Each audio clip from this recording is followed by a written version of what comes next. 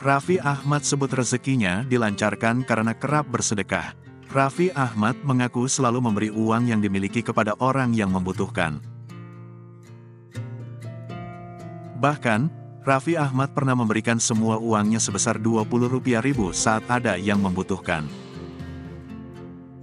Dikutip dari YouTube The Sunggar, Kamis, tanggal 19 Januari tahun 2023, Raffi Ahmad membagikan ceritanya. Ada satu kisah yang lo pernah cerita, gua pernah dengar tentang lo pernah uangnya cuma Rp20.000 kalau nggak salah. Tapi ketika lo lihat ada pengemis atau ada yang membutuhkan, lo bener-bener kasih uang lo Rp20.000. Lo memang diajarkan? Tanya Teuku Wisnu. Sebelum menjawab, Raffi Ahmad mengaku menyesal lantaran kini dirinya sudah jarang memegang uang cash. Gua terkadang suka menyesalkan, bukan keadaan gua yang sekarang, tapi gua udah nggak pernah ada lagi duit di mobil.